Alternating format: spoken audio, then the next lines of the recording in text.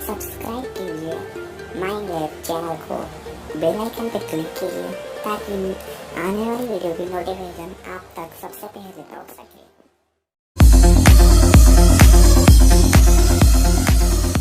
पूरे मुल्क में लॉकडाउन की कैफियत है, हर जगह लॉकडाउन लगा हुआ है।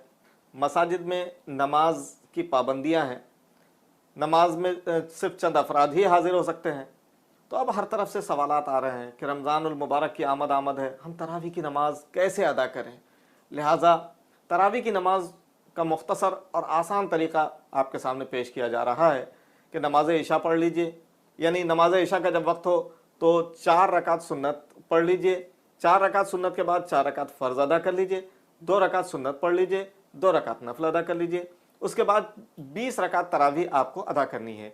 20 रकात तरावी के लिए आप चाहें तो एक साथ नियत कर लीजिए और चाहे तो हर 2 रकात पर नियत करें।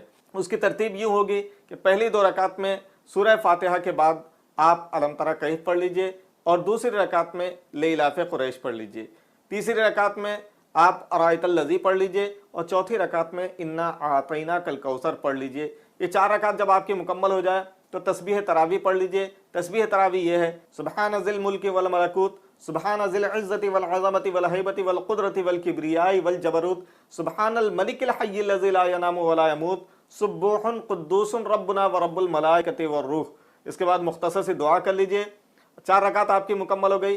5वीं रकात में अब आप कुल या अय्युहल काफिरून पढ़ लीजिए सूरह फातिहा के बाद और 6ठी रकात में इज़ा जा पढ़ लीजिए। 7वीं रकात में आप तब्बत यदा पढ़ लीजिए सूरह फातिहा के बाद और 8वीं रकात में कुल हुवल्लाहु अहद पढ़ लीजिए।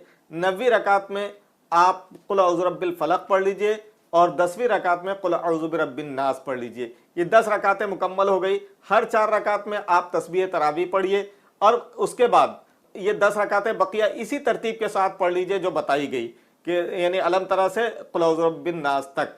अब ये आपके 20 रकातें मुकम्मल हो जाएगी। हर 4 रकात पे आप तस्बीह तरावी भी पढ़ लीजिए और मुख्तसर सी दुआ भी कर लीजिए। इसके अलावा एक चीज़ ये याद रखें कि अगर आपको ये 10 सूरतें याद ना हो तो अब आप क्या करेंगे, तो आपको जो कुरान शरीफ में से याद है या जो मुख्तसर सा कुल हुवल्लाहु अहद, कुल औज़ु बिरब्बिल फलक, इन्ना आतैना, जो भी आपको याद है आप वो भी तरावी में पढ़ सकते हैं। ऐसा ज़रूरी नहीं है कि यही पढ़ना होगा, लिहाजा आपकी तरावी अदा हो जाएगी। इसमें बस ये आसानी है कि इसमें तरतीब आपकी कायम रहेगी और आप कम से कम तर भूलेंगे।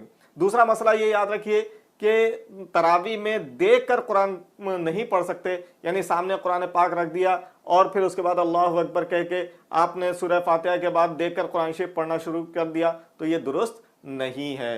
लिहाजा इसका भी ख़ास ख्याल रखिए। अल्लाह ताला हम तमाम को रमज़ान की बरकतों से नवाजे। आमीन बिजाही नबील अमीन सल्लल्लाहु अलैहि वसल्लम।